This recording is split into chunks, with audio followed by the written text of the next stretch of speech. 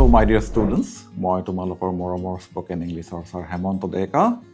মই এটি অতি কমন কথা, এসেনশিয়াল কথা এটা লৈ আনিছো। হেতু হৈছে বি ভাৰ্বৰ ফৰ্ম।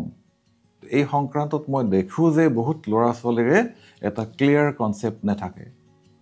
মই কৈ দিছো, ভালকৈ শিকাই দিছো। বি তো বি মানে কি? বি মানে হৈছে থকা আৰু বি মানে হৈছে হোৱা। Be sincere hoba. Be here, ইয়াত থাকিবা। এই মিনিংটো কৰে। অৱশ্যে হোৱা আৰু থকা বুলি ক'বলৈ বেলেগ ইংৰাজী শব্দ আছে, সেইটো বেলেগ কথা, মই পিছত আলোচনা কৰিম।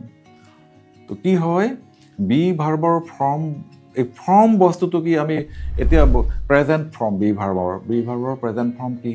am is are আৰু পাষ্ট ফৰ্ম হৈছে was আৰু were। কিন্তু কথা হ'ল এই বস্তুটোত বহুতে খেলিমেলি কৰে। খেলিমেলি কেনেকৈ কৰে মই সহজ ভাষাত বুজাই দিছো। একচুয়ালি ফৰ্ম মানে কি? ফৰ্ম মানে হৈছে অসমীয়াত ৰূপ। ৰূপ মানে কি? ৰূপ মানে চোৱা মই বুজাই দিছো। তাৰমানে একচুয়ালি এম মানে ইজ মানে আৰ মানে তিনিটা মানে কিন্তু বিয়ে হয়। বিৰ এটা ৰূপহে হয়। তো ৰূপ মানে কি তুমি মোক সুধিব পাৰা। উত্তৰটো একদম সিম্পল। এই ধৰি লোৱা মই এতিয়া ভিডিঅ' কৰি আছো, মই কোট আৰু শাৰ্ট পিন্ধি আছো, ঠিক আছে। তো কি হয় এইটো মোৰ ৰূপ। তুমি মোক ছাৰ বুলি মাতিবা এইটো ৰূপত। কিন্তু মই যদি ঘৰত এনেই থাকো, মই হাফ পেণ্ট আৰু টি শাৰ্ট পিন্ধি আছো, মোৰ ৰূপটো বদলি গৈছে, তেতিয়া তুমি মোক ছাৰ বুলি মাতিবা। আৰু হ'ব পাৰে কিবা কথাত মই বোলে সুইমিং পুলত আছো, সুইমিং ড্ৰেছ পিন্ধি পেলাই, তেতিয়াও তাত লগ পালে তুমি মোক ছাৰ বুলি মাতিবা। কিন্তু মোৰ ৰূপটো বদলি আছে। সুইমিং পুলত সুইমিং ড্ৰেছ, ভিডিঅ' কৰোঁতে কোট পেণ্ট, আৰু ঘৰত থাকিলে হাফ পেণ্ট আৰু টি শাৰ্ট, কিন্তু মইতো তোমাৰ ছাৰে হয়। তো ঠিক সেইদৰে বি ভাৰ্বৰ ফৰ্ম যিটো আছে নহয়, বিৰ প্ৰেজেন্ট টেন্সৰ ফৰ্ম তিনিটা হৈছে যে এম ইজ আৰ। তো এম ইজ আৰ এই তিনিটাৰে অৰ্থটো হৈছে কিন্তু বি, হোৱা নাই বা থকা। মই যে ক'লো ঘৰত থাকিলে হাফ পেণ্ট, ঠিক সেইদৰে বিটো যেতিয়া আইৰ লগত থাকে সি এম হৈ থাকে, উইৰ লগত থাকিলে আৰ হৈ থাকে। অৰ্থাৎ সুইমিং পুলত বেলেগ ড্ৰেছ, ঘৰত বেলেগ ড্ৰেছ, ইয়াতো তেনেকুৱা। আইৰ লগত আইত থাকিলে সি এম হয়, ইউত থাকিলে আৰ হয়, হিত থাকিলে ইজ হয়। কিন্তু এই এম ইজ আৰ তিনিওটাৰ অৰ্থ কিন্তু হোৱা নাইবা থকা। মই উদাহৰণ দিব পাৰোঁ যে সি ঘৰত আছে, তো হি ইজ এট হোম। তো তাত মই ঘৰত আছো, আই এম এট হোম।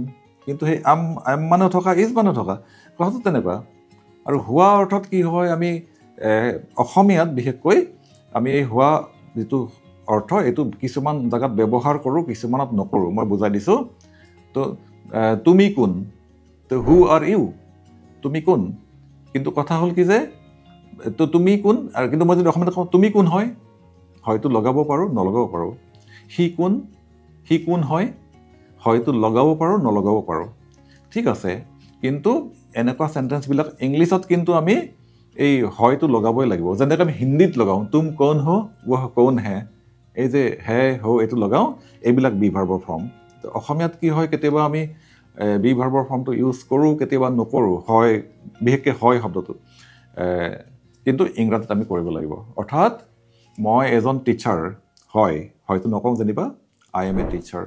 তুমি মোৰ ষ্টুডেণ্ট, তুমি মোৰ ষ্টুডেণ্ট হয়, হয়তো মই কোৱা নাই, কিন্তু তাত আমি আৰটো লগাব লাগিব। ইউ আৰ মাই ষ্টুডেণ্ট। ঠিক এইটো বস্তু হোৱা অৰ্থত এইটো।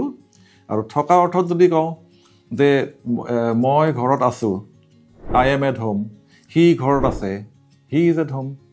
তো ইয়াত কি হয়, তো হি ইজ অৰ্থাৎ বিটো হিৰ লগত ইজ হয়, আইৰ লগত এম হয়, ইউৰ লগত আৰ হয়। মই কৈছোঁৱেই।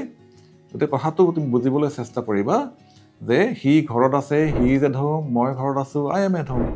তো এই থকা অৰ্থটো আমি এম ইজ আৰটো ব্যৱহাৰ কৰিব পাৰোঁ। আৰু তাৰ পাষ্ট যদি যাওঁ আমি, মনত ৰাখিবা এম আৰু ইজ এই দুয়োটাৰে পাষ্ট টেন্স কিন্তু একে হয়, ৱাজ। এম আৰু ইজ দুয়োটাৰে পাষ্ট টেন্স ৱাজ হয়, আৰু আৰ হ'লে ৱেৰ হয়। হিন্দীত ক'ব গ'লে থা থে থি। মই ঘৰত আছিলোঁ, মে ঘৰ মে থা, এই থা আছে না, আই ৱাজ এট হোম।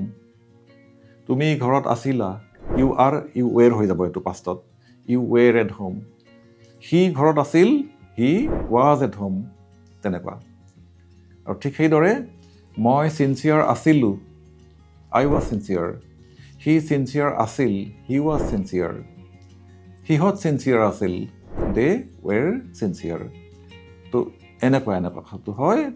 থুলমূলকৈ ক'ব গ'লে বি ভাৰ্বৰ ফৰ্মৰ বিষয়ে এইখিনি জানিলেই যথেষ্ট।